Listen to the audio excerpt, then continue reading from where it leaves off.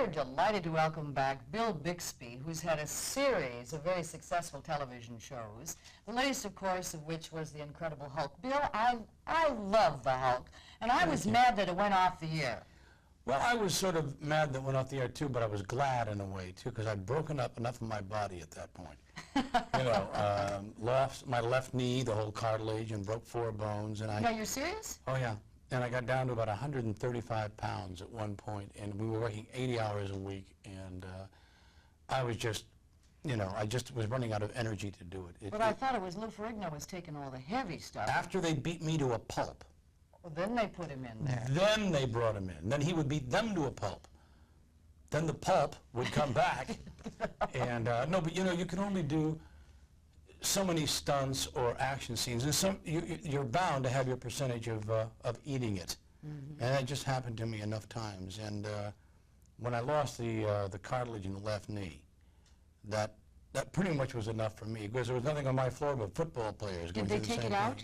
Yeah. Did they take out? May I see it? No, I'm serious. May you see it? Yes. How much of it do you want to see? Well, you see, I want to compare the difference. See, this is a little. You have a big scar. Well, see, yeah, well, they did keyhole surgery on me. Little went in here, went in there. When they got in, they realized that I had split the entire thing all the way down, so they lifted it up and cut on both sides of the femoral nerve, and then just scraped everything off the bone. Now, the first 10 minutes after I came to was really interesting. Why? I screamed for 10. I felt pain, but I've never, ever felt such intense pain as because they didn't know they were going to have to scrape it all out. Well, let me tell you the difference. You see, this was done X number of years ago. On a this better is leg. called, no, not necessarily, removal of the medial meniscus. And that's exactly what they did in those days. They took it out. Now, you've just got a nice little tiny scar. They don't take it out, they repair it. No, they did it in mine, though. They had to take out. They take the whole thing out? Well, I had split mine lengthwise across the entire thing. So when they got in there and realized that, they had to scrape it all out, and that leaves nothing but raw nerve ends. Oh, well, it's my God, fault. I'm sorry. I know it. Well, Lou Ferrigno has made a movie. It's coming up. Hercules is coming up. And I wondered if you had ever seen this. I wanted to show it to you. The She-Hulk. No, I wish I'd met her. Oh, this is marvelous because there's a woman. You see, Dr. David Banner has a cousin, and she has some incurable Kissing disease. cousin? No, there's very platonic. She has a disease, and of course she's going to die, and he's the only one there, so Dr. David Banner gives her a blood transfusion. I turn her into a Hulklet and go on a news show. So she becomes the Incredible. I just wondered if you'd ever seen it. No, I haven't seen it. That's issue 1, volume 1 of The Incredible She-Hulk. You all go right ahead. I'm just going to... No, let's talk about your new show. He's got a new show with Mariette Hartley. It's called Goodnight Beantown. And Beantown is Boston. Oh, yes. Boston. Now, Mariette Hartley, didn't she play the role of your wife on The Incredible Hulk? Yes, she did. In one of the movie forms we did. And she played a scientist who was dying of a terminal disease, and we were trying to find the answer to it together, and she won the Emmy for that performance. And we became very good friends in that show. My son and their son, they used to go to school together, and so I used to spend a lot of weekends with them. You know, we'd do family business together, because it was very, very difficult for Christopher, my son, and I, to go out to a park where everybody else goes. As a matter of fact, I remember Christopher saying to me one day, you know, how come everyone knows who you are? Well, what he was really saying was, why can't we play like all the other fathers and sons? And that really hurt me, you know, deeply, that we were not allowed the freedom to move normally. And I was really concerned for my son. And being able to join Mariette and her husband and the family, you know, gave me a nice family environment. Well, you know, it shows on Goodnight Beantown. It really does. You have a nice warmth with her that seems to... Well, what you're seeing is it's the closest I've ever played to myself, to how I really am. And Mariette, too. And we don't rehearse very much. We just go over the dialogue. And as soon as we're sure we know the words, just go for it. Would you ever be interested in being an anchor person in real life, had you not gone the acting route?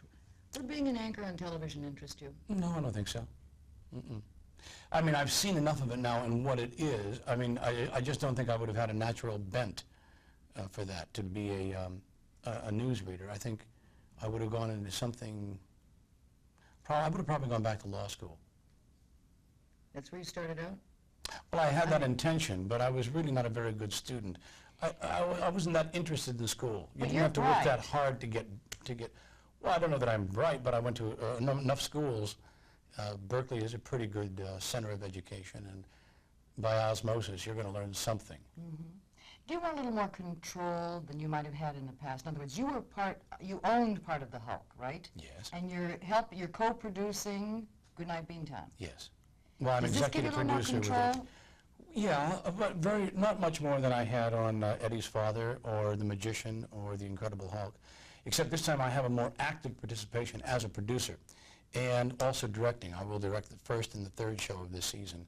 Since we're a one-camera show and we're expanding a little bit, it's really up to me to demonstrate the style. What do you mean a one-camera show? Same as a movie. We don't use 3 cameras. We don't, we just shoot the same thing as any one camera.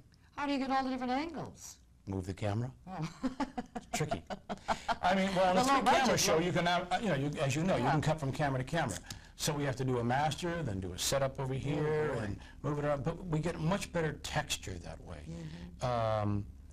I know that Bob Newhart had said to Dick Martin, is a friend of mine, and he had said that he had been watching Beantown, and as a result, this season changed to, he still uses 3 cameras, but he changed back to film to get that texture.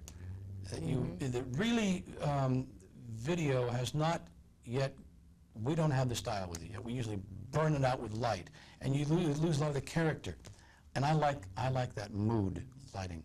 You know, it didn't hurt you at all to have your show aired right after 60 Minutes. No, when it the didn't. first premiere. What, you had 5 episodes on? 5 on. 5 on, but right after 60 Minutes, a lot of people discovered the show who would just tune into 60 Minutes regularly. I So think what a that's why shot they in put the us there. arm. Yeah, and I love our time slot this season. It's perfect for where our show should be. We're going to be on at 9:30. That would be what? 8:30 our time. 8:30 your time, and we follow the Jeffersons, and I think it's better than the hour after 60 Minutes for the audience we aspire to. But 60 Minutes was really the training ground, and we did 5 very different kinds of shows. A lot of people didn't know exactly what the fix was. Well, we were experimenting to see where to go. Now we know. And the new scripts, I must say, I'm really delighted with. Well, you've had a very good track record, I would say, with your series. I've been extremely lucky. So we'll be looking forward again to Bill Bixby and Mariette Hartley. The show is Goodnight Beantown. Thank you very much. Thank Bill you. Bixby. Please stay with us. 10:11 Morning continues.